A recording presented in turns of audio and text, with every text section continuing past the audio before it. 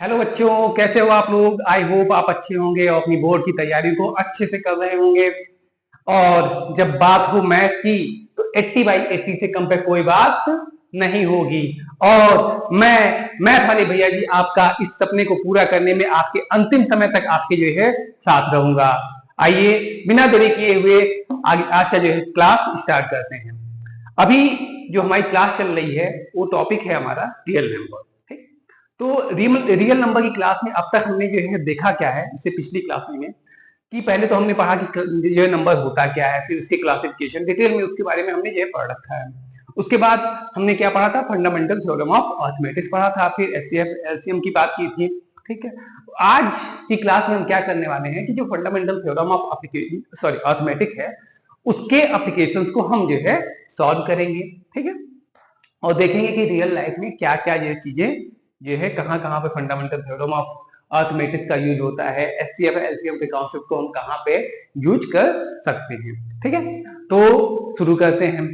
तो जब मैंने बात की कि fundamental theorem of application, short में मैं इसको एफटीए लिख दे रहा हूं, तो सबसे पहले आपके दिमाग में ये बात चल गई होगी कि यार fundamental theorem of application fundamental theorem of arithmetics ये होता है कि अगर कोई कंपोजिट नंबर है तो उसको हम प्राइम फैक्टर के प्रोडक्ट के फॉर्म में लिख सकते हैं। हमने क्या बताया था लास्ट क्लास में आपको कि we can express every composite number in the form of the product of prime factor, यानी कि हर एक कंपोजिट नंबर को हम प्राइम फैक्टर के प्रोडक्ट के फॉर्म में लिख सकते हैं।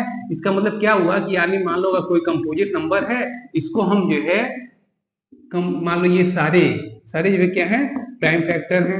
ठीक, प्राइम फैक्टर है। ठीक, इसके प्रोडक्ट के फॉर्म में हम लिख सकते हैं।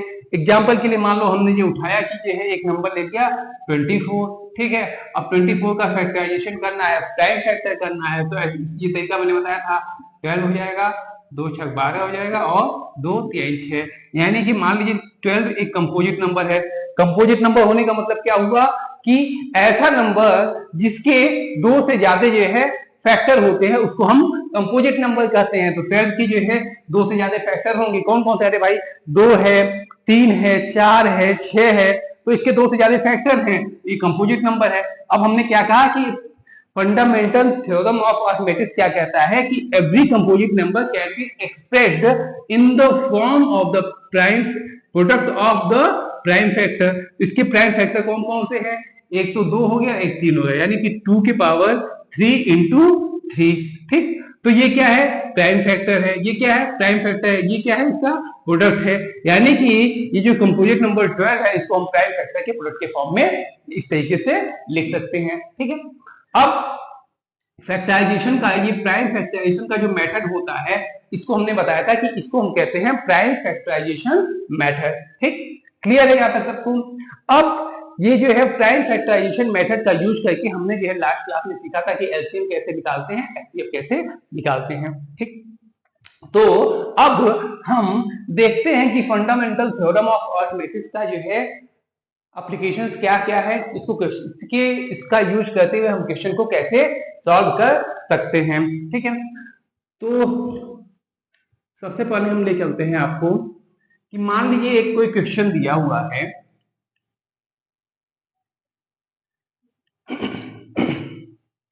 जैसे मान लो एक क्वेश्चन दिया हुआ है 4 के पावर n, या फिर 6 के पावर n, या फिर 8 के पावर n, ठीक है, या फिर 12 के पावर n, कोई भी एक वैल्यू ये है, हम देखेंगे ऐसा कुछ दिया हुआ है और कह रहा है कि इसको जब एक्सप्रेस करेंगे तो ये कभी भी 0 से एंड नहीं होगा।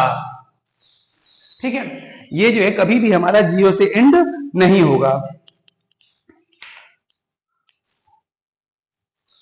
ठीक, अब इसको जो है हमें क्या करना है कि ये जो है 0 से कोई भी वैल्यू, चाहे इसको चाहे इसको चाहे इसको चाहे इसको, ये 0 से एंड नहीं होगा। अच्छा जी, मान लो हमने उठाया 4 है, पहला वाला एग्जांपल, 4 की पावर n। 4 की पावर n का मतलब क्या हुआ कि n की वैल्यू हम रखते जाएंगे और देखेंगे कि जो है क्या क्या वैल्यू मिलेगी। तो मान लो n की वैल्यू 0 रखा तो 4 की पावर 0, किसी की पावर 0 होती क्या आता है? 1 आता है। n की वैल्यू 2 रखा तो 4 इंटू 4, सॉरी पहले 1 रखते हैं, 1 रखा तो 4 आएगा, 2 रखा तो क्या आएगा 16 आएगा, ठीक है, 3 रखा तो क्या आएगा 64 आएगा, ठीक। इस तरीके से हम करते चले जाएंगे, n की डिफरेंट वैल्यू रखेंगे तो अलग अलग वैल्यू हमको मिल जाएगी। अब क्वेश्चन क्या कह रहा है कि n की कोई भी वैल्यू रखेंगे तो ये 4 की पावर जो n है ना, कभी भी 0 से एंड नहीं होगा। 0 से एंड नहीं होने का मतलब कि यूनिट प्लेस पे 0 कभी नहीं आएगा। जैसे ये 4 है तो 4 आ गया, 6 है 6 आ गया, 4 आया, इस तरीके से आएगा, कोई भी वैल्यू आएगी लेकिन 0 नहीं आएगी। यही कह रहा है कि ऐसा प्रूफ करो कि ये जो है 0 क्यों नहीं आएगा। हमने कहा कि गुरु 4 को हम लिख सकते हैं 2 के पावर, सॉरी 2 इंटू 2 लिख सकते हैं ना, और 4 की पावर n है तो 2 इंटू 2 की पावर का भी होल की पावर n हो जाएगा। क्लियर है यहाँ तक? अच्छा जी, अब इसको यहीं पे यहाँ होल्ड करते हैं, ठीक है। इसको हमने फैक्टर 4 का फैक्टर कर दिया कि 2 इंटू 2 इस तरीके से लिख सकते हैं। अब क्या कह रहा है कि जो है ये कभी भी 0 से इंड नहीं होगा। अच्छा एक बात यार ध्यान से सोचो कि 0 से इंड होने वाले नंबर कौन कौन से हैं। एक है हमारा 10, अगला नंबर 20, अगला नंबर 30, अगला नंबर 40, अगला नंबर 50, इस तरीके से हम चलते चले जाएंगे, ठीक है। अच्छा अब चेक करते हैं, 10 को हम क्या लिख सकते हैं 2 इंटू 5 लिख सकते हैं कि नहीं लिख सकते हैं। 20 को क्या लिख सकते हैं 20 को हम लिख सकते हैं 4 इंटू 5 लिख सकते हैं ना। 30 को क्या लिख सकते हैं 6 इंटू 5 लिख सकते हैं कि नहीं लिख सकते हैं। 40 को क्या लिख सकते हैं 8 इंटू 5 लिख सकते हैं कि नहीं। 50 को क्या लिख सकते हैं 10 इंटू 5, ठीक। अच्छा एक चीज नोटिस करो आप, कोई भी नंबर जो कि ये 0 से एंड हो रहा है, इसका जब हम फैक्टर कर रहे हैं तो हर एक जगह पे 1 5 जो है आ रहा है। हर एक केस में एक जो है 5 एक फैक्टर के रूप में आ रहा है कि नहीं आ रहा है। यहाँ पे भी 5 है, यहाँ पे भी 5 है, यहाँ पे भी 5, यहाँ पे भी 5, और इस तरीके से चलता जाएगा। यानी कि अगर यहां से हम कंक्लूजन क्या निकाल रहे हैं कि अगर कोई नंबर 0 से एंड हो रहा है तो उसका एक फैक्टर 5 होना चाहिए कि नहीं होना चाहिए, ठीक है। तो अगर हम ये कह रहे हैं कि 4 जो है 0 से एंड नहीं होगा, क्यों नहीं होगा, क्योंकि इसका जो फैक्टर है ना उसमें एक भी 5 हमको नहीं मिल रहा है। We are not getting a single factor as a 5 in this expression, so this number will never be end with 0, ठीक है। इसका कोई भी फैक्टर 5 नहीं है, इसलिए 4 की पावर n कभी भी 0 से एंड नहीं होगा। क्लियर है सबको, ठीक। अब या तो क्वेश्चन में ये देगा कि कभी 0 से एंड नहीं होगा, या फिर दूसरे तरीके से दे सकता है कि ना तो 0 से एंड होगा और ना ही 5 से एंड होगा। चलो अगर 0 से एंड नहीं होगा, ये केस तो हमने बता दिया कि भैया एक जो है हमें फैक्टर 5 के रूप में चाहिए जो कि हमें नहीं मिला है। अगर ये कहता है कि 0 और 5 दोनों से चेक करो तो हमने कहा ठीक है गुरु वो भी कर लेते हैं। अच्छा जो अब ये आते हैं कि कौन कौन से नंबर 5 से एंड होते हैं। एक होता है 5, एक होता है हमारा 15, एक होता है 25, फिर 35, फिर 45। यार ध्यान से देखें तो 5 को हम क्या लिख सकते हैं 1 इंटू 5 लिख सकते हैं। 15 को 3 इंटू 5, 25 को 5 इंटू 5, 35 को 7 इंटू 5, 45 को 9 इंटू 5। अच्छा अब यहां पे भी अगर हम ध्यान से देखें तो एक चीज हमें ये पैटर्न, एक सेम पैटर्न हमको देखने को मिल रहा है कि जो भी नंबर 5 से एंड हो रहा है उसका एक फैक्टर 5 हो ही रहा है। यानी कि the number which ends with 5 there is a factor that is 5, ठीक है। जो भी नंबर ये 5 से एंड होगा उसका एक फैक्टर 5 होना जरूरी है ना, ठीक है। तो उस हिसाब से भी यहाँ पे एक को जो फैक्टर 5 नहीं मिल रहा है। इसका मतलब क्या हुआ कि we are not getting a single factor 5, so this number will never end with 0 and 5। 0 और 5 से कभी भी ये एंड नहीं होगा, क्योंकि 0 और 5 से एंड होना है किसी भी नंबर को तो उसका एक फैक्टर 5 होना ही चाहिए, जो कि जो है इस केस में हमको नहीं मिल रहा है। क्लियर है सबको? ठीक है। उसी तरीके से अब हम दूसरा एग्जांपल उठाते हैं। दूसरा एग्जांपल हमारा क्या कह रहा है? दूसरा एग्जांपल हमारा कह रहा है 6 की पावर n। आपने कहा ठीक है गुरु, 6 की पावर n को हम लिख सकते हैं। अच्छा, अब होगा क्या? 6 की पावर n कहने का मतलब क्या हुआ? n की वैल्यू क्या रखेंगे? 0, तो 0 पे 1 आ जाएगा। ठीक है, 1 रखा तो 6, 2 रखा तो 16, 3 रखा तो 2 1 6। यानी कि कभी भी इसके unit and never ends with 0 और 5। इसका मतलब क्या है कि कभी भी इसके यूनिट प्लेस पे 0 या 5 n की डिफरेंट वैल्यू पे, n की डिफरेंट वैल्यू पे ये जो है कभी भी इसके यूनिट प्लेस पे 0 या 5 नहीं आएगा। ये गलती मत करना समझने में कि यार 6 12 6 दूनी 12 6 3 18 6 चौक 24 6 पंजे 30, यहाँ पे तो 0 आ गया। ये 6 का जो है फैक्ट, 6 का मल्टीपल नहीं किया जा रहा है, 6 की पावर n है और इस n की डिफरेंट वैल्यू के लिए ये पूरी वैल्यू चेक की जा रही है। ये गलती मत करना 6 इंटू 1 6 इंटू 2, ठीक है, ये काम मत करना। नहीं तो जब 6 इंटू 5 आएगा तो वहां पे 30 मिल जाएगा। आप कहोगे कि यार ये तो 0 से इंड हो रहा है, उस केस की बात नहीं चल रही है। बात चल रही है कि 6 की पावर n और यहाँ पे n की डिफरेंट वैल्यू हम रखेंगे तो हमें 1 6 36 2 16 हमें वैल्यू मिल जाएगी। ठीक है गुरु, अब क्या करना है कि हमें चेक करना है कि क्या ये नंबर जो है 0 या 5 से एंड होगा या नहीं होगा। तो फैक्टर कर लेते हैं। 6 को हम क्या लिख सकते हैं? 2 इंटू 3, 2 इंटू 3 की पावर n हो गया। ठीक, अब यहाँ पे देखें तो इसके दो फैक्टर निकल के आए हैं 6 के, एक आया 2 और एक आया 3। अब इस केस में हम देखें तो अभी हमने क्या कहा कि अगर कोई नंबर 0 से एंड हो रहा है या फिर 5 से एंड हो रहा है तो उसका एक फैक्टर 5 होना जरूरी है। और इस केस में एक ही फैक्टर हमको 5 नहीं मिल रहा है। So this number will never and with 0 और 5। ठीक है, क्लियर है सबको? तो इसी वजह से ये 6 की पावर n ये कभी भी 0 या 5 से एंड नहीं होगा। चलो एक एग्जांपल और लेते हैं। 12 की पावर n। ठीक, 12 की पावर n को हम क्या लिख सकते हैं? 2 इंटू 2 इंटू 3 की पावर n। ठीक, और कोई फैक्टर होगा क्या? यही होगा ना, प्राइम फैक्टर की फॉर्म में ऐसे ही लिख सकते हैं। ठीक, अब यहां पे भी हमने चेक किया क्या कि इसका हमने फैक्टराइजेशन कर दिया। अब अगर वही सेम कहानी कि अगर नंबर जो है 0 या 5 से एंड हो रहा है तो एक फैक्टर 5 होना ही चाहिए, जो कि इस केस में भी नहीं मिल रहा है। यहाँ पे फैक्टर कौन कौन से हैं? 2 है और 3 है। ठीक है, तो ये जो है हमारा ये नंबर भी कभी भी जो है 0 से एंड नहीं होगा। 8 की पावर n की वैल्यू को आप खुद से जो है चेक करोगे।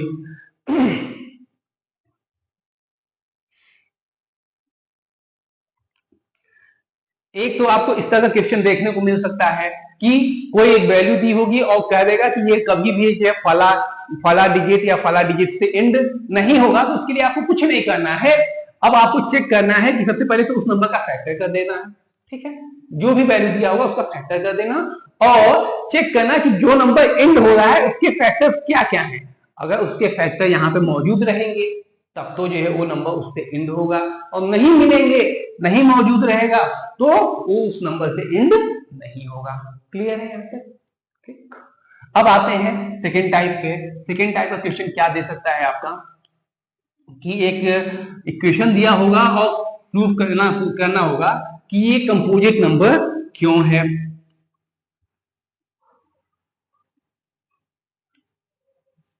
ठीक, मान लो आपसे दिया हुआ है कि आपके सामने एक इक्वेशन दी हुई है 7 इंटू 11 इंटू 13 प्लस 13 और कह रहा है कि शो कीजिए कि ये जो है कंपोजिट नंबर है। ये जो इक्वेशन जो है हमारी क्या है? शो करना है कि शो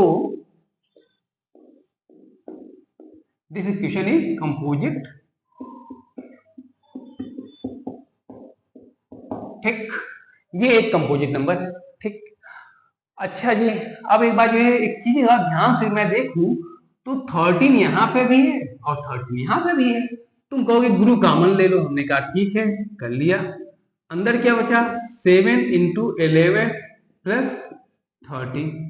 ठीक है जी, नहीं सॉरी 1 बचेगा यहाँ पे। ठीक है, 77 और एक 78, यानी कि ये हमारा हो गया 13 इंटू 78। ठीक। अच्छा, क्या मैं 78 को भी जो है प्राइम फैक्टर के फॉर्म में लिख सकता हूँ? लिख सकता हूँ कि नहीं लिख सकता हूँ? क्योंकि अगर देखा जाए तो 78 एक कंपोजिट नंबर है, सामने सामने से दिख रहा है कि 2 एक फैक्टर हो गया, 3 दूना 6, 3 6 18, 3 भी फैक्टर हो गया, और 4 नहीं 6, 6 कम 6, 6 18, 3 फैक्टर तो वैसे ही दिख गया, 2 हो गया, 3 हो गया, 6 हो गया, ये 3 फैक्टर है, इसका मतलब ये कंपोजिट नंबर है। अगर ये कंपोजिट नंबर है, इसका मतलब कि हम इसको प्राइम नंबर के फॉर्म में लिख सकते हैं। ठीक है, तो लिख लेते हैं। अच्छा, तुम कहोगे ग्रुप का है जो है इसको प्राइम नंबर के फॉर्म में लिखें, तो हमने कहा कि जरा देखो कि लक्ष्य क्या है। लक्ष्य क्या है कि इस नंबर को हमको कंपोजिट नंबर प्रूव करना है, और हमें पता है कि अगर कोई नंबर कंपोजिट नंबर है तो वो जो है इसको हम प्राइम फैक्टर के प्रोडक्ट के फॉर्म में लिख सकते हैं, है कि नहीं है?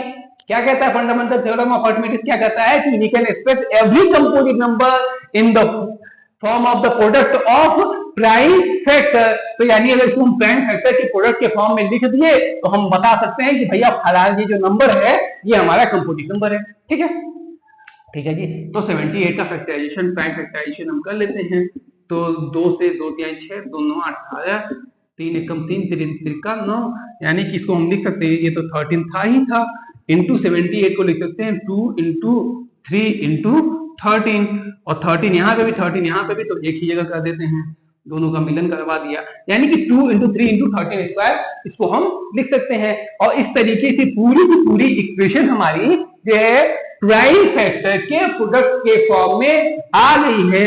इस वजह से हम कह सकते हैं कि ये जो है हमारा क्या है, एक कंपोजिट नंबर है। ठीक है, क्लियर है सबको? अच्छा, अब एक बच्चा होगा चुन्नीलाल, सामने बैठा है मेरा भाई चुन्नीलाल, वो थोड़ा सा कंफ्यूज हो रहा, कह रहा है यार एक बात बताओ यार, तुम ये हमको बेवकूफ समझ रखे हो का? तब से कह रहा है बेवकूफ समझो का? जब यही काम करना था, प्राइम फैक्टर निकाले तुम, यहाँ पर 2, यहाँ पर 3, यहाँ पर 13, तो यहाँ बताओ हर इक्वेशनों में तो ये भी प्राइम फैक्टर था, ये भी प्राइम फैक्टर था, यो प्राइम फैक्टर था, यो प्राइम फैक्टर था, तो इतना फजीदा काहे किए? हमने कहा कि तुम्हें लगता है कि तुम बेवकूफ हो, तो तुम बेवकूफ सच में हो, क्योंकि तुम कह रहे हो कि हाइयो जब सब प्राइम फैक्टर था तो यहीं से दिख रहा है कि कंपोजिट नंबर है। अरे गधे, हाई बीच में प्लस लगा हुआ है, और कंपोजिट नंबर होने के लिए कंडीशन क्या होनी चाहिए कि जो है प्राइम फैक्टर के प्रोडक्ट के फॉर्म में होना चाहिए। ये तीनों नंबर तो प्रोडक्ट के फॉर्म में है, ये भी जो है प्राइम फैक्टर है, लेकिन ये जो बीच में जो प्लस कबाब में हड्डी बनने का काम किया है ना, इस प्लस को हटाने के लिए इतना जो है बवाल रचा गया है। अब समझ में आया चुन्नीलाल?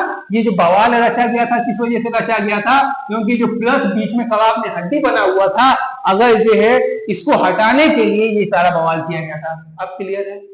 ठीक है, तो ये नंबर देख के कंफ्यूज ना हो, पूरी कंडीशन पे जाएं कि अगर ये prime factor sorry composite number है तो प्राइम फैक्टर का प्रोडक्ट होगा, यहाँ पे बीच में प्लस लगा हुआ है। मानते हैं कि ये सारे नंबर प्राइम फैक्टर हैं, लेकिन बीच में जो प्लस है ना वो हमें डिस्टर्ब कर रहा है, इस प्लस को हटाने के लिए हम ये सारा झमेला कर रहे हैं। ठीक है, क्लियर है? तो इस तरीके से आपको जो है दे सकता है कि एक इक्वेशन दी होगी और प्रूफ करना होगा कि ये जो इसको हम ये जो है कंपोजिट नंबर है। दूसरा एग्जांपल हम ले लेते हैं, मान लो एक और एग्जांपल ले लेते हैं। हमें पता है कि आप चुन्नीलाल की आत्मा को भी शांति नहीं मिल रही है, एक और ले लेते हैं। 5 into 4 into 3 into 2 into 1 plus 5, इसको कंपोजिट नंबर प्रूफ करना है।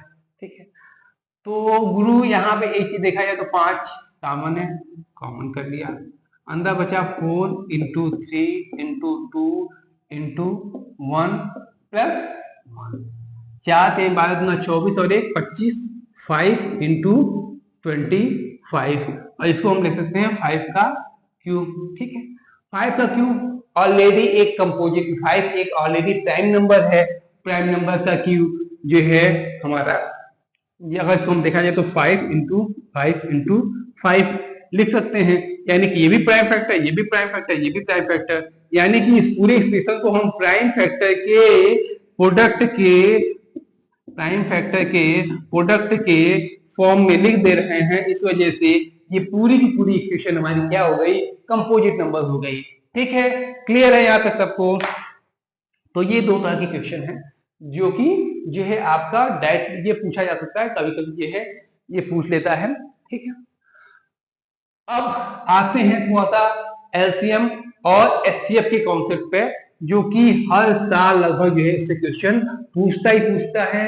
ठीक है, लास्ट क्लास में हमने बताया था कि एलसीएम एचसीएफ क्या होता है, थोड़ा सा बेसिक्स पे जाएंगे, क्योंकि अगर आपका एलसीएम और एचसीएफ का कॉन्सेप्ट क्लियर है तो इसके क्वेश्चन को सॉल्व करना उतना ही आसान होता है। ठीक है, हमने बात किया क्या, एच सी एफ और एल सी। नाम से ही पता है कि highest common factor, least common multiple.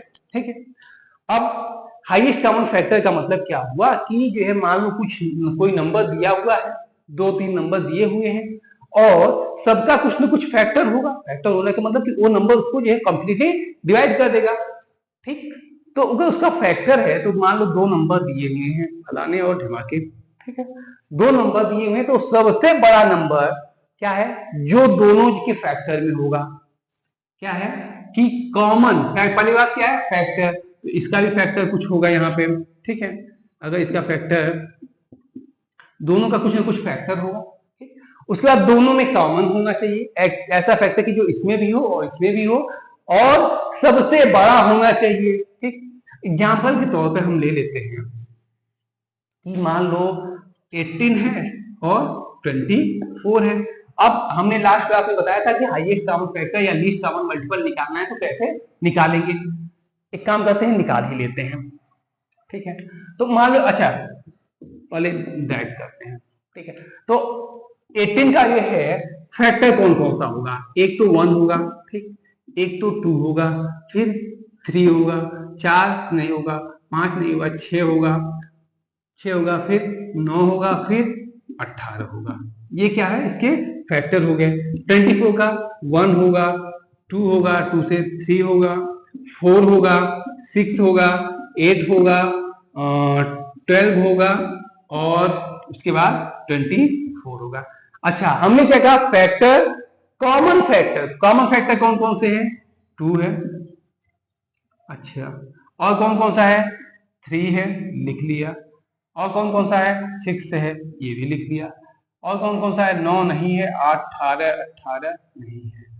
यानी कि ये 3 फैक्टर हैं जो कि क्या है, दोनों में कॉमन है। ठीक, अब ये कॉमन है, लेकिन हमारा क्या कह रहा है कि हाईएस्ट कॉमन फैक्टर, तो हाईएस्ट कौन सा है, 6 वाला, यानी कि 6 जो है क्या हो जाएगा हमारा, HCF, यानी कि ऐसा नंबर जो कि दोनों को डिवाइड कर रहा हो और सबसे बड़ा हो, वो हमारा क्या कहलाता है, हाईएस्ट कॉमन फैक्टर कहलाएगा। ठीक है गुरु, तो ये तो हो गया है HCF। और ये तो नॉर्मल वे होता है कि ये हमने आपको बताया, समझाने के लिए बताया कि इस तरीके से निकाला जाता है। लेकिन अभी जो आपका एचसीएफ निकालने का तरीका है, एलसीएम निकालने का तरीका है, इसको हम प्राइम फैक्टराइजेशन मेथड से निकालते हैं, वो भी मैं आपको बता दे रहा हूं। ठीक, ये समझाने के लिए बताया। अब बात करें इसका जो है 18 और 24। ठीक है, मान लो कोई नंबर दूसरा लेते हैं, इसका 9 हो गया, मान लो 9 है और 6, इसका हमको लीस्ट कॉमन मल्टीपल चाहिए। ठीक, तो 9 एकम 9, 9 दूनी 18, 9 त्रिक 27, 9 चौक 36, मल्टीपल चाहिए। क्या नाम में ये मल्टीपल, तो 9, 18, 27, 36 और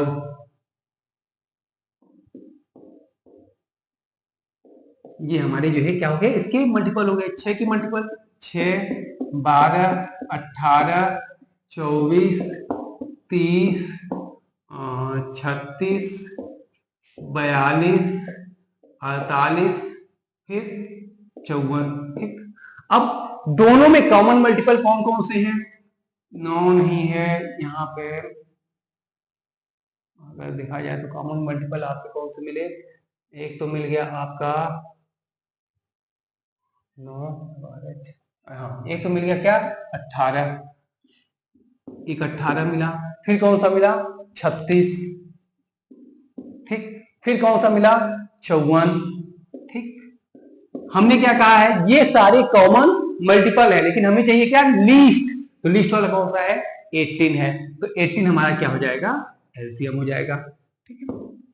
अच्छा, एक ही आप नोटिस करना कि इसके जितने भी मल्टीपल है आगे, ठीक है, चाहे 36 हुआ चाहे 54 हुआ, जो दोनों से दोनों जो कॉमन मल्टीपल हैं वो हरदम जो है एलसीएम से डिविजिबल होगा, इसी का जो है मल्टीपल होगा।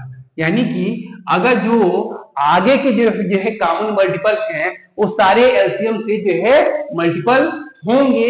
इसका यूज, इस लाइन का यूज जो मैं कह रहा हूं कि आपने एलसीएम निकाल लिया और उसके बाद जो है दोनों, उसके बाद की वो वैल्यू जो कि दोनों नंबर की मल्टीपल होगी, ठीक है, वो जो है एलसीएम से डिविजिबल होगी। इस बात लाइन को आप याद रख के रहिएगा, क्योंकि जब आप क्वेश्चन सॉल्व करेंगे तो वहां पे इस लाइन का यूज आएगा।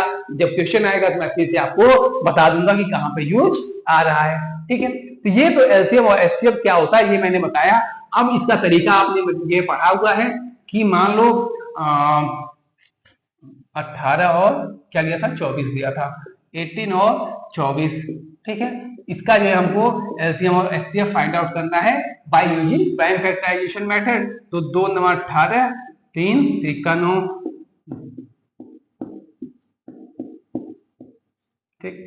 तो 18 को हम लिख सकते हैं 2 इंटू 3 स्क्वायर, ठीक है, और 24 को हम लिख सकते हैं 2q into 3।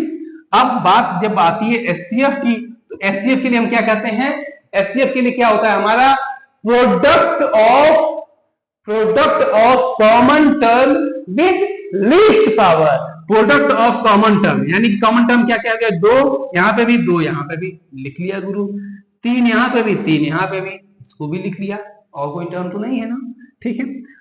Product of common term with least power, यानी कि दोनों जो वहां पे दो की जो लीस्ट पावर कितनी है, यहाँ पे 1 है यहाँ पे 3 है, तो लीस्ट यानी छोटी वाले को लेंगे तो एक वाले को ले लेंगे।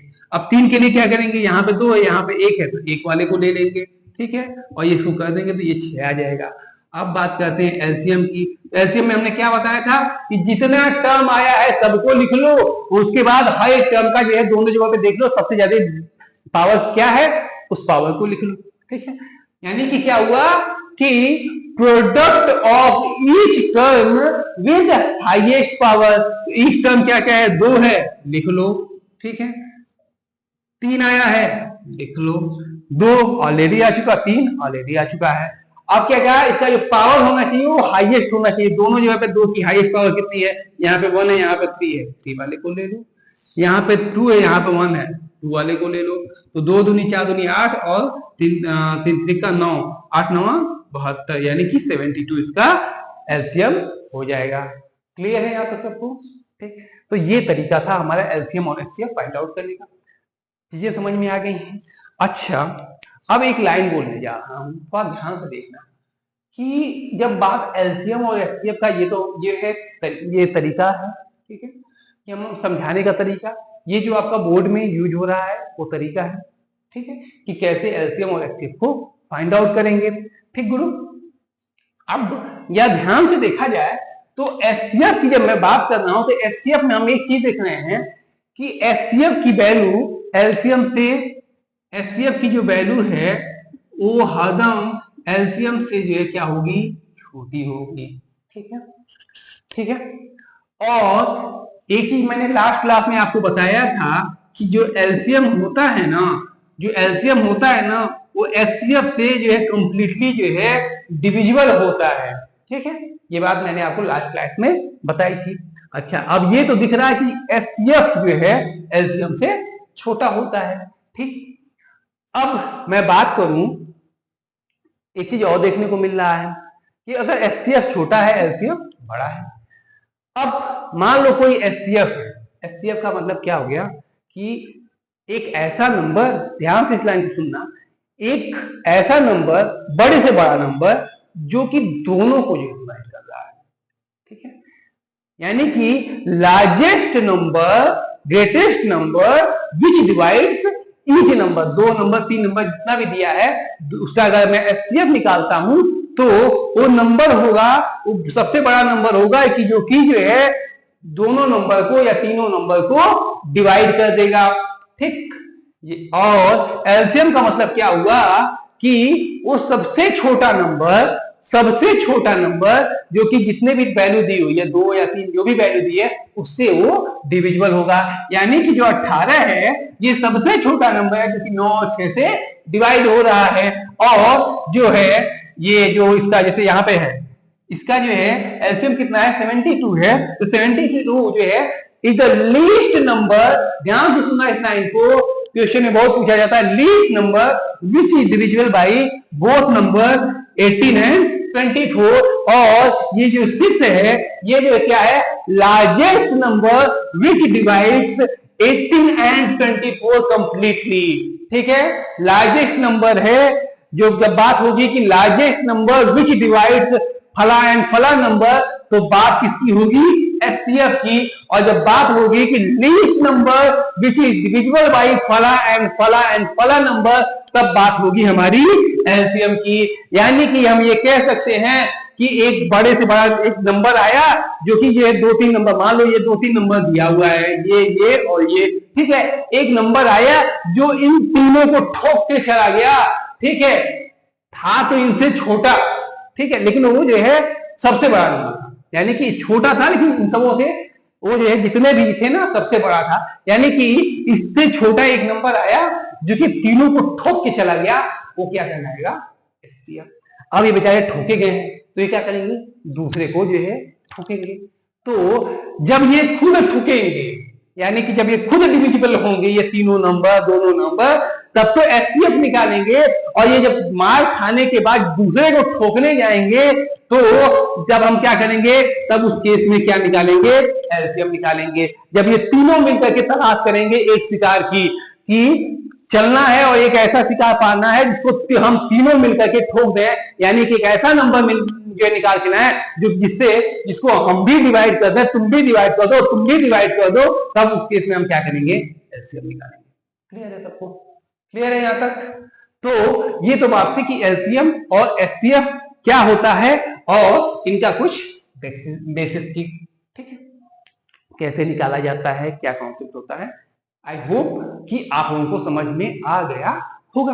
ठीक, अब आते हैं इसके जो है कुछ प्रॉब्लम पे। ठीक, और इसके जो है रिमाइंडर बेस्ड प्रॉब्लम जो कि लगभग हर साल पूछ ही लेता है। ठीक है, 1 नंबर में 2 नंबर में ये ऐसे क्वेश्चन की आवश्यकता हो। ठीक, तो देखते हैं कि इस पे क्या क्या क्वेश्चन हमारे बन सकते हैं गुरु। आई होप कि आपको समझ में आ रहा होगा। और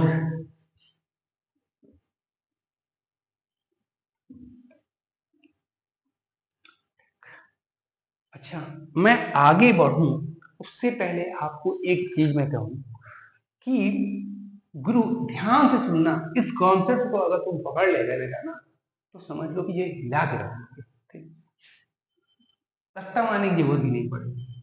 मैं कहूं एक नंबर है 13। 13 को अगर मान लो मैंने 5 से डिवाइड किया, ठीक, तो 5 दूनी 10 होगा गुरु, और डिवाइड करने पे यहां पे हमको 3 क्या मिलेगा रिमाइंडर मिलेगा।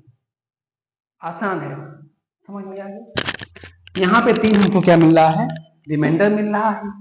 ठीक, 2 बार डिवाइड किया 3 रिमाइंडर मिल गया।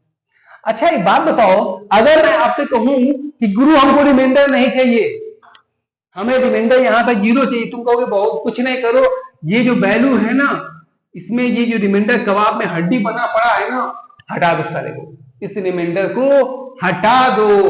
अगर ये रिमाइंडर यहां से हट गया तो समझ लो कि जो है हमारा जो है काम ये टोटली ये नंबर इसको जो है डिवाइड कर देगा। यही तो है ना, यानी कि ये 3 क्या है कबाब में हड्डी है।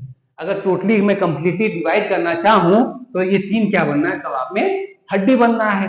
तो अगर मैं 13 में से 3 को मैं माइनस कर दूं तो ये कंप्लीटली डिविजिबल हो जाएगा। लाइन समझ में आ गई गुरु?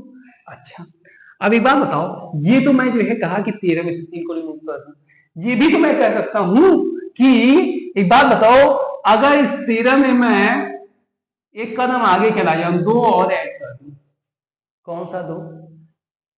अगर, अच्छा ये बताओ, ये 3 रिमाइंडर है, ठीक है, अगर मैं 14 पे जाता तो 4 रिमाइंडर आता, 15 पे जाता तो क्या होता? 0 रिमाइंडर आता है। यानी कि इन दोनों के बीच का जो डिफरेंस है 5 और 3, यानी कि डिवीजर और रिमाइंडर के बीच का जो डिफरेंस है, इस डिफरेंस को अगर मैं इसमें ऐड कर दूं तब भी तो कंप्लीटली डिवाइड हो जाएगा, होगा कि नहीं होगा? अच्छा, तुम मान लो नहीं समझ में आया, 8 से डिवाइड करो 15 को, ठीक है, 8 एकम 8 आया और यहां बचा 7, ठीक। अब ये 7 या तो मैं इसमें से माइनस कर दूं, ठीक है, तो ये कंप्लीटली डिवाइड हो जाएगा, या तो फिर मैं क्या करूं कि इन दोनों के बीच का डिफरेंस क्या है? -1 है, और इसको इसमें ला करके ऐड कर दूं तो भी तो कंप्लीटली डिवाइड होगा, ठीक। तो अगर रिमाइंडर का ये कॉन्सेप्ट अगर आपने पकड़ लिया है तो आई होप कि आपको कोई दिक्कत नहीं होगी, ठीक है।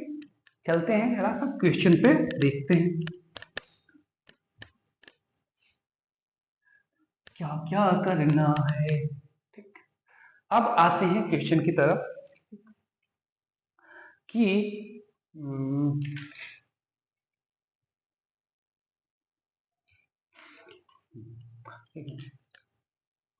अगर मान लो आपसे कहता है कि फाइंड द लार्जेस्ट नंबर, एक क्वेश्चन आपके सामने दिया है कि find the largest number which divides 70 and 124, मैं क्वेश्चन इंग्लिश ही कर देता हूँ, राइट ही कर देता हूँ।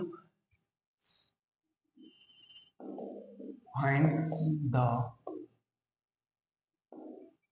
लार्जेस्ट नंबर, भाई राइटिंग पर मत जाना यार, हमारी राइटिंग नहीं अच्छी है, ठीक है, विच डिवाइड्स 70 को क्या क्या क्या है 70 एंड 125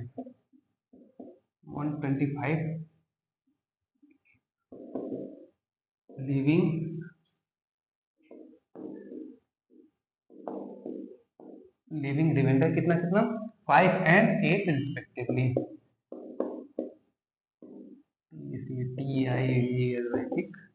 क्या कह रहा है कि find the largest number which divide 70 और 175, रिमाइंडर 5 और 8 छोड़ रहा है। यानी कि एक नंबर है, ठीक है, मान लेते हैं वो x नंबर है, ठीक। अब आराम से चलते हैं, ग्रुप समझने का कोशिश करते हैं क्वेश्चन क्या कर रहा है।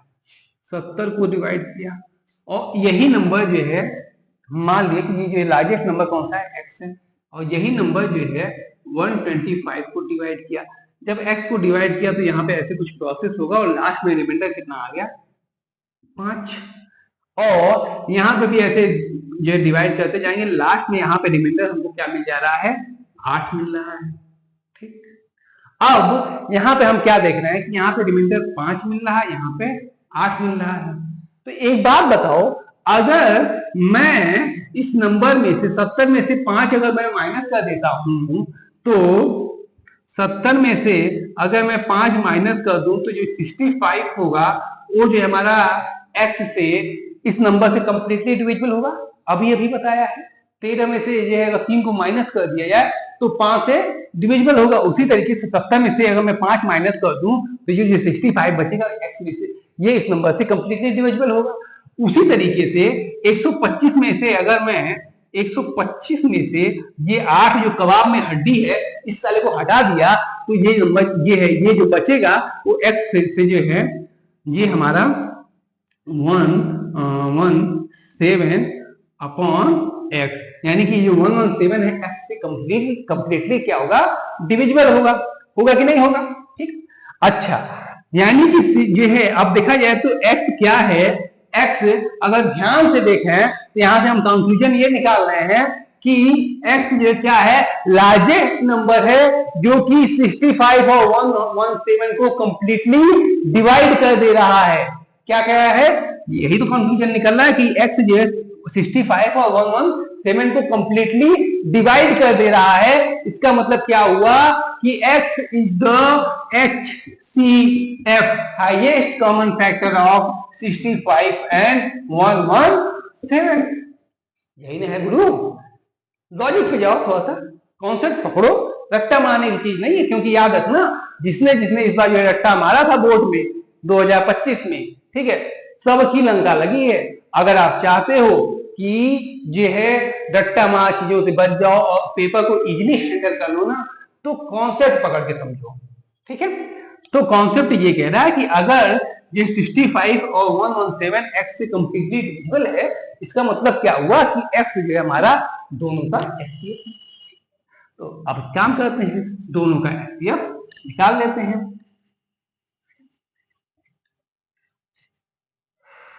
ठीक, 65, ठीक, 2 से नहीं जाएगा, 3 से नहीं जाएगा, 5 से जाएगा, 5 कम 5, 5 जाए 15, यानी कि 65 को हम लिख सकते हैं 5 इंटू 30 और 117 2 से नहीं जाएगा, 3 से, 3 3 का 9, 3 9 27, 3 1 कम 3, 3 3 का 9, यानी कि 117 को हम लिख सकते हैं 3 का square into 30। Highest common factor की बात हो रही है, ठीक है, हाईएस्ट कॉमन फैक्टर की बात हो रही है, तो इसके लिए क्या करेंगे, कॉमन टर्म 13 है, यहाँ पे भी है, विद लीस्ट पावर, तो लीस्ट पावर 1 है, तो यानी कि हाईएस्ट कॉमन फैक्टर कितना हो गया, 13 हो गया। यानी कि 13 से अगर मैं 70 और 125 को डिवाइड करूंगा तो 5 और 8 हमें रिमाइंडर मिल जाएगा, लेकिन अगर 65 और 117 को डिवाइड करेंगे तो कंप्लीटली डिविजिबल होगा। नहीं विश्वास होता है तो चेक करके देख लेना कि 13 से 70 को डिवाइड करने पे 5 रिमाइंडर मिल रहा है कि नहीं मिल रहा है, 13 से 125 को डिवाइड करने पे 8 रिमाइंडर मिल रहा है या नहीं मिल रहा है, ठीक है। तो इस तरीके से अगर आपके सामने दिया हुआ है कि find the greatest number, largest number which divides फला एंड फला एंड लिविंग रिमाइंडर फला फला, ठीक है, तो क्या करना है कि जो रिमाइंडर है अगर मैं उसको हटा दूं तो हम क्या देख रहे हैं कि इक्वेशन किस फॉर्म में आ जाएगा। अगर इस रिमाइंडर को इसमें से मैं माइनस कर दूं तो हमें कुछ ऐसा देख, तीसरी आंख से देखो तो क्वेश्चन क्या लिखा हुआ नजर आएगा गुरु, लिखा आएगा कि find the largest number which divides फला एंड फला नंबर, यानी 70 माइनस 5 और 125 माइनस 8, फला एंड फला नंबर कंप्लीटली, यही तो लिखा नजर आएगा, तीसरी आंख से देखोगे तो यही लिखा नजर आएगा ना, ठीक है। तो उसके लिए क्या करेंगे कि एचसीएफ निकालेंगे और हमारा काम हो जाएगा। अच्छा, अब देखो ये तो एक तरह का हुआ। अब अगर यहाँ पे ये भी कर सकता है कि फाइंड द लार्जेस्ट नंबर, दूसरा केस क्या बनेगा, find the largest number which divides फला एंड फला नंबर एंड लिविंग, यहाँ पे अलग अलग रिमाइंडर बच रहा था, यहाँ पे सेम रिमाइंडर बच जाए, ऐसा भी केस हो सकता है। चलो वो भी देख लेते हैं, ठीक।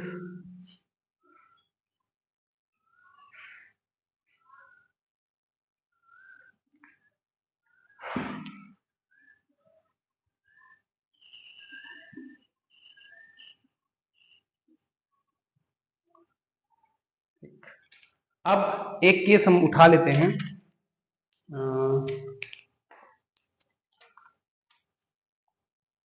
कि 245 और 1037, 245 और 1037 और leaving the remainder 5 in each case, ठीक। अब क्या कह रहा है कि find the largest number which divides 245 और 1037 leaving the remainder 5 in each case. फिर से बेसिक पे जाते हैं, कहने का मतलब क्या है कि मान लेते हैं x वो नंबर है जिससे हम 245 को भी डिवाइड कर रहे हैं और जो है x से हम 1037 को भी डिवाइड कर रहे हैं। तो पूरा प्रोसेस करने के बाद लास्ट में कहीं कितना रिमाइंडर बच रहा है, यहाँ पे भी 5 बच रहा है और यहाँ पे भी ऐसे डिवाइड करते जाएंगे तो लास्ट में हमको क्या मिलेगा, 5 मिलेगा, दोनों जगह पे 5 मिल रहा है। आप तो सीधे सीधे कहोगे भैया 5 का क्या है, कबाब में हड्डी हटाओ सारे को, तो हटा दिया, 245 माइनस 5 कर दिया तो क्या आया 240। अब चुन्नीलाल भी कहने लगा कि इसका मतलब क्या हुआ भैया जी कि 240 जो है x से कंप्लीटली डिविजिबल होगा और यहां से भी 5 माइनस कर दिया, यानी कि 1037 माइनस 5 इक्वल टू क्या होगा 1032। और अगर इस 1032 को मैं अगर x से डिवाइड करता हूं तो ये वैल्यू भी जो है कंप्लीटली डिविजिबल होगी। और हम कह सकते हैं कि इस हिसाब से कि x वो नंबर है जो कि 240 को भी ये कंप्लीटली डिवाइड कर रहा है और 1032 को भी कंप्लीटली डिवाइड कर रहा है। इसका मतलब क्या हुआ कि जो है x क्या है लार्जेस्ट नंबर, x क्या है largest number which divides 240 and 1032 completely. It means क्या हुआ कि x क्या है HCF ऑफ 240 and 1032। ठीक, क्लियर है सबको? और देखो सिंबल का बेसिक कॉन्सेप्ट है कि अगर आप इसको पकड़ के चलोगे ना तो कहां प्लस करना है कहां माइनस करना है ऐसा कुछ भी है ज्यादा चीज दिमाग में रखना नहीं पड़ेगा, बस आप बेसिक कॉन्सेप्ट को पकड़े हो। क्या है 5 कबाब में हड्डी है निकाल के फेंक दो साले को, यहाँ पे भी है निकाल के फेंक दो। अब जो नंबर बचा वो कंप्लीटली क्या होगा हमारा x से डिविजिबल होगा भाई, इसीलिए वही तो कबाब में हड्डी था हट गया, अब तो कंप्लीटली डिवाइड हो रहा है और कंप्लीटली डिवाइड हो रहा है इसका मतलब क्या हुआ वो जो है दोनों नंबर का क्या होगा HCF होगा। ठीक, निकाल लेते हैं गुरु HCF। तो 240 का HCF अगर मैं निकालने जाऊं तो 120 260 30 15 और 3 5। ठीक, 1032। अगर जो बच्चा स्मार्ट होगा चलो करके दिखा देते हैं। 2 पंजे 10 516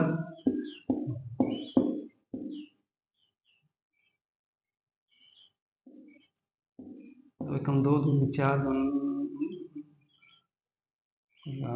क्या 2 पंजे 10 2 कम 2 2 6 का 12 और 2 दूनी 4 2 दूनी 4 पंजे 10 2 8 16 हो गया 2 कम 2 4 2 9 18 हो गया 3 चौक 12 3 का 9।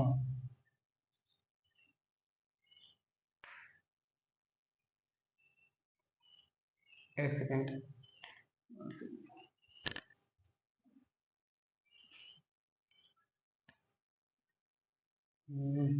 हाँ ठीक है। तो इस तरीके से हम देख सकते हैं कि 240 का जो प्राइम फैक्टर आया है ये आया हमारा 2 1 2 3 4 2 की पावर 4 इंटू 3 इंटू 5 और 1032 का जो फैक्टर आया है वो आया हमारा 1 2 3 2 का क्यूब इंटू 3 इंटू 43।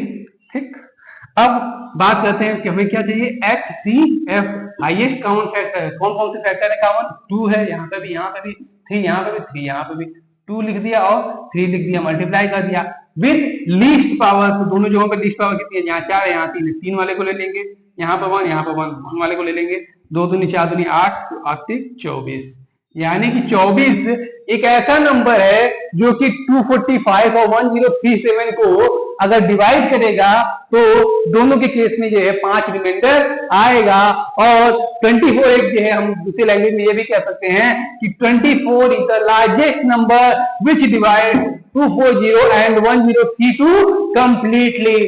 ठीक है, तो अभी हमने क्या देखा कि दो तरह के केस हैं कि जो है फाइंड आउट क्या करना था कि लार्जेस्ट नंबर फाइंड करना था कि जो कि फला एंड फला नंबर को डिवाइड करने पे दो केस मिल रहे थे, एक बार ये दोनों में सेम रिमाइंडर मिल रहा था और एक बार अलग अलग रिमाइंडर मिल रहा था। तो ऐसे केस में क्या करना है कि जो भी रिमाइंडर जो है आ रहा है जब भी आपको फाइंड आउट करना हो कि find the largest number which divides फला नंबर एंड लिविंग रिमाइंडर फला एंड फला, तो रिमाइंडर को जो है सबसे पहले उन नंबरों से माइनस कर दो और जो भी बच रहा है उसका जो है एचसीएफ निकाल लेने का। ठीक है, क्लियर है? अगर कॉन्सेप्ट आप पकड़े रहोगे तो इतना याद करने की जरूरत नहीं पड़ेगी एचसीएफ निकालना है एलसीएम निकालना है। ठीक है, बस बेसिक रिमाइंडर का आपको कॉन्सेप्ट पता है ना, काम होता चला जा रहा है। वैसे आप गाना गाओ, प्रभु आपके कृपा से सब काम हो रहा है। ठीक है, तो ये क्लियर है। अब ये तो बात थी कि फाइंड द लार्जेस्ट नंबर। अब ऐसा भी तो हो सकता है कि अभी तक क्या था, ये दो नंबर या तीन नंबर हमको दिए गए थे और ये दोनों के दोनों नंबर एक छोटे से नंबर से जो है ठोके जा रहे थे। क्या कर रहा था कि एक छोटा सा नंबर आ रहा था जो कि दोनों नंबर के, जैसे पिछली बार क्या था 245 और 1037 था, इसको जो है दोनों को जो है ठोक दे रहा था। अब ये भी तो हो सकता है कि find the least number which is divided by फला एंड फला नंबर एंड लीविंग रिमाइंडर फला एंड फला। ठीक है, क्वेश्चन देखते हैं क्या कह रहा है कि अगला क्वेश्चन आपको क्या दे रहा है, दे सकता है find least number which when divided by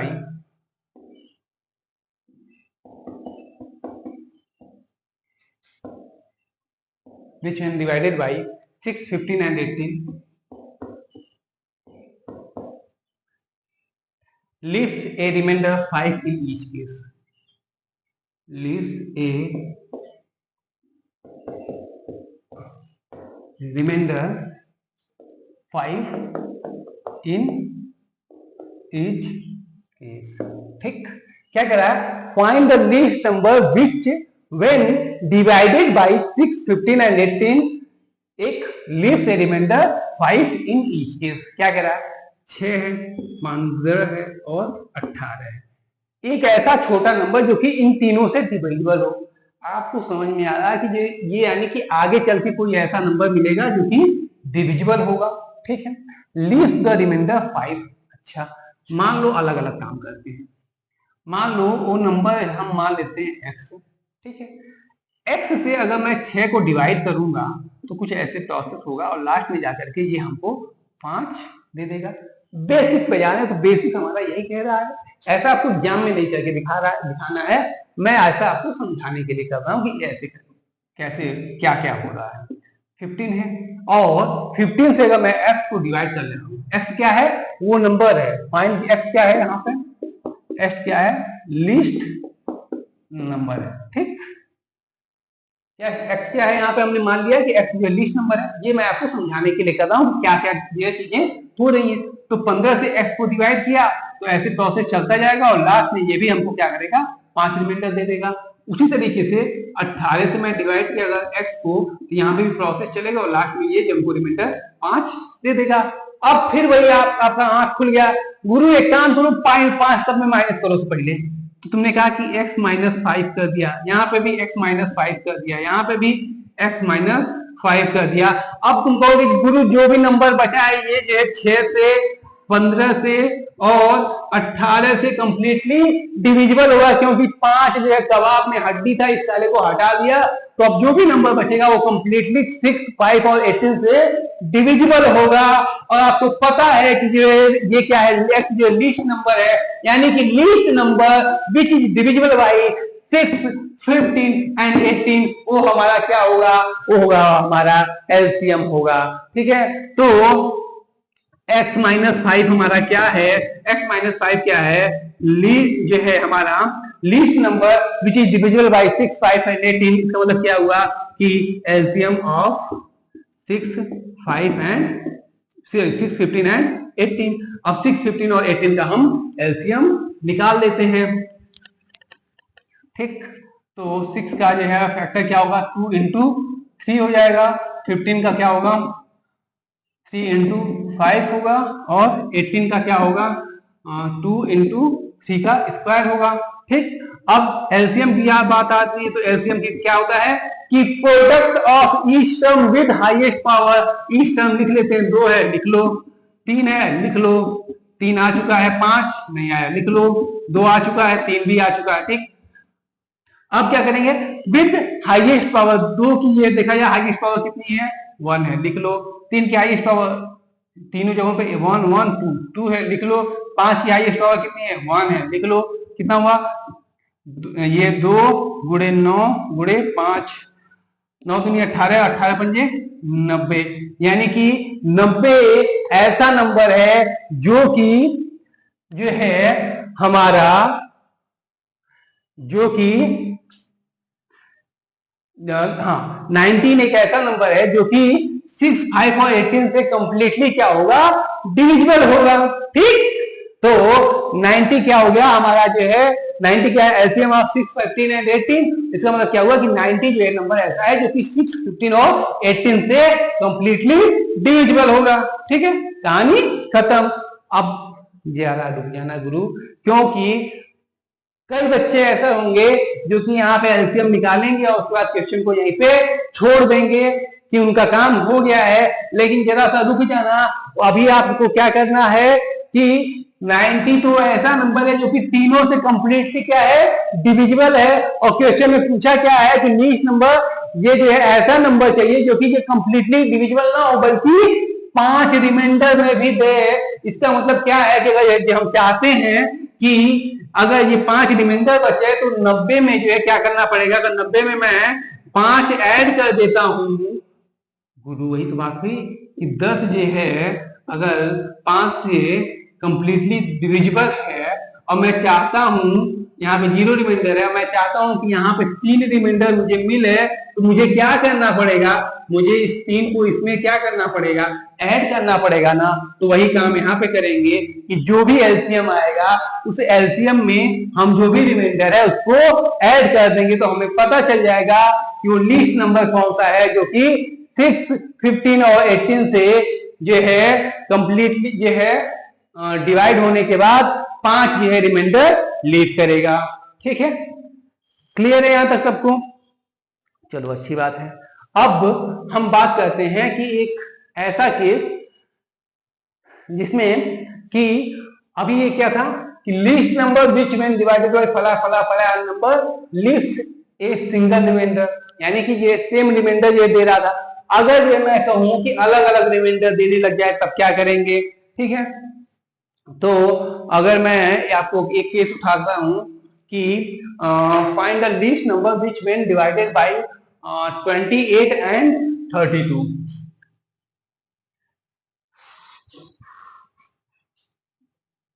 28 and 32 leaves remainder 8 and 12। ठीक, अब देखते हैं इसको कैसे सॉल्व करेंगे।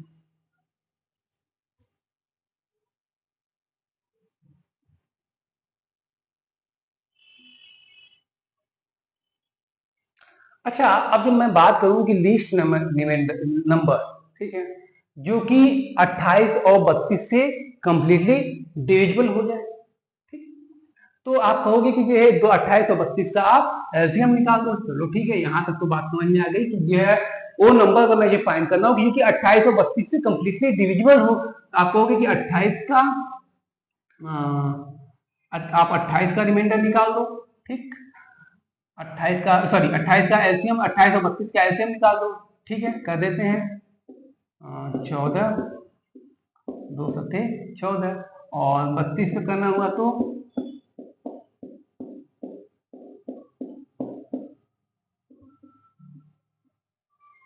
28 को हम लिख सकते हैं, 28 को लिख सकते हैं 2 स्क्वायर इंटू 17 और 32 को हम लिख सकते हैं 2 के पावर 32 को हम लिख सकते हैं 2 के पावर 5। ठीक, तो अगर इसका मैं एलसीएम की बात करूं तो प्रोडक्ट ऑफ ईच टर्म 2 है, लिख दो, 17 है, लिख दो, विद हाईएस्ट पावर 1, 2 दूनी 4 गुणे 17, 4 इंटू 17 यानी कि 2 नहीं कुछ तो गड़बड़ है, विद हाईएस्ट पावर है, यहाँ पे 2 की पावर 5 आएगी, तो ये आ जाएगा आपका 32 इंटू 17 और ये आ जाएगा 224। ठीक, ऐसे में इसका कितना आ जाएगा 224 आ जाएगा। अब ये 224 अगर मैं ध्यान से देखूं तो ऐसा नंबर है जो कि 28 और 32 से कंप्लीटली डिविजिबल होगा। अब आप कह रहे हो कि ऐसा नंबर चाहिए कि जो कि ये डिवाइड करने के बाद 8 और 12 रिमाइंडर दे।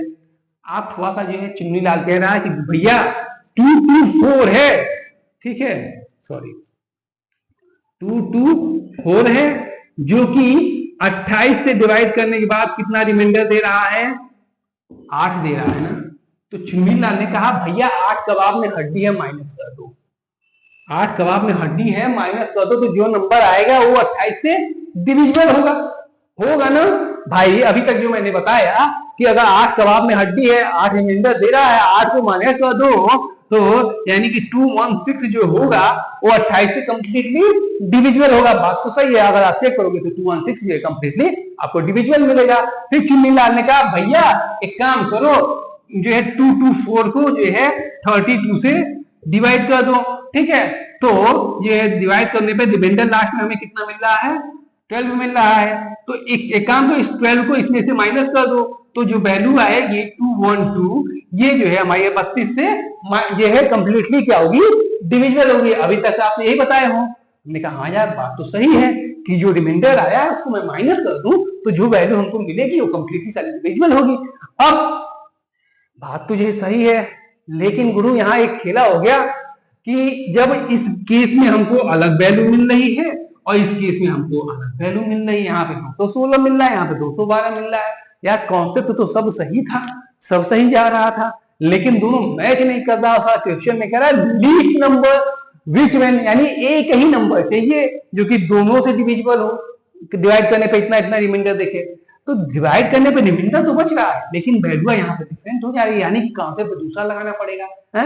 इस ये वही वाला हाल हो गया कि यार सब कुछ तो सही था, ये प्रपोजल एक्सेप्ट हो जाना चाहिए था, लेकिन गुरु कुछ तो जो गड़बड़ हुई जिसकी वजह से प्रपोजल हमारा एक्सेप्ट नहीं हो रहा है, तो दूसरा रास्ता अपनाएंगे। छोड़ेंगे थोड़े हैं, आपको लड़की रिजेक्ट कर देगी तो इसका मतलब थोड़ा है कि जो वहीं पे छोड़ देंगे, भाई दूसरा तरीका अपनाएंगे। कहते हैं ना बड़े बुजुर्ग कहते हैं never give up, never give up, ठीक है। तो अब क्या करना पड़ेगा, यानी कि कुछ बेसिक में काम करना पड़ेगा। ऐसे रहने देते हैं। अच्छा एक बात या नोटिस करो कि क्या कह रहा है, जब मैंने बात की थी कहाँ कहाँ, अच्छा इसको हटा देते हैं, ये सब खेला तो समझ में आ चुका है, इसको हटा देते हैं।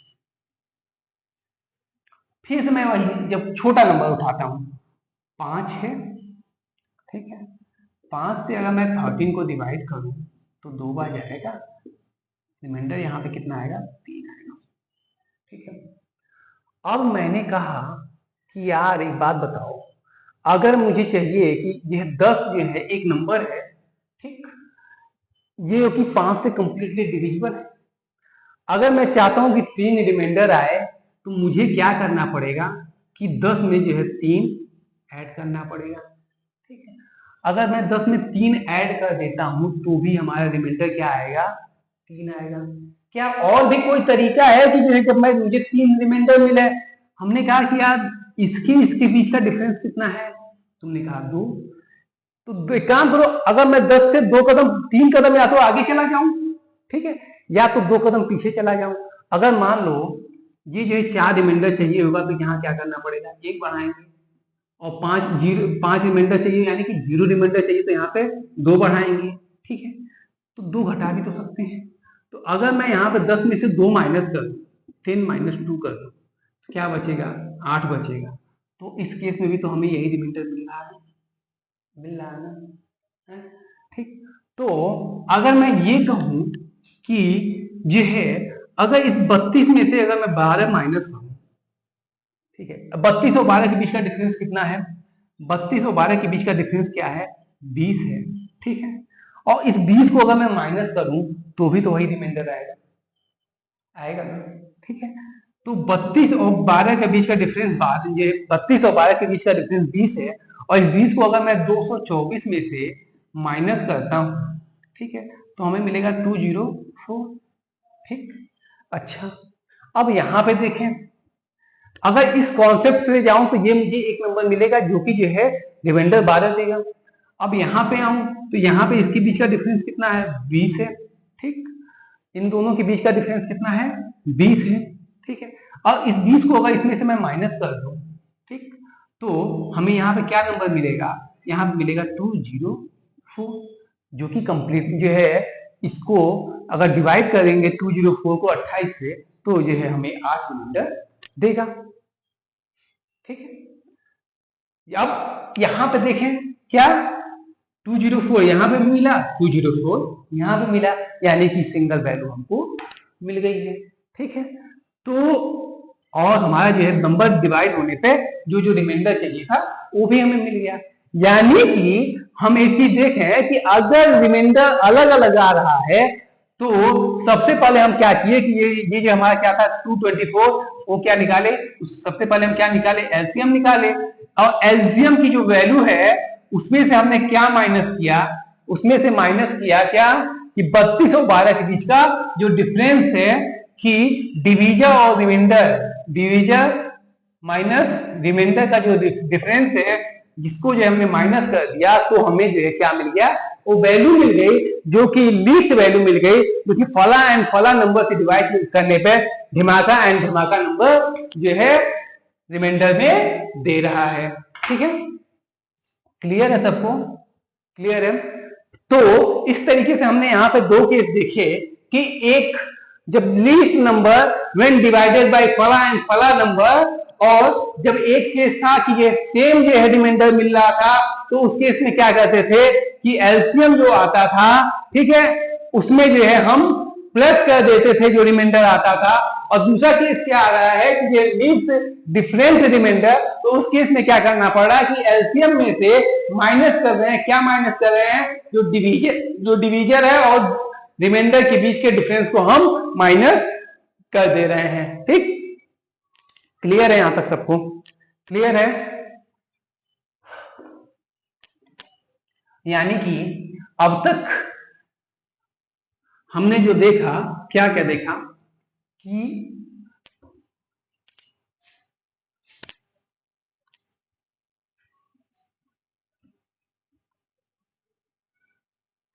अभी तक हमने क्या क्या देखा कि हमें जो है जब रिमाइंडर का कॉन्सेप्ट आया तो दो तरह की चीजें आई, एक तो लार्जेस्ट नंबर फाइंड करना था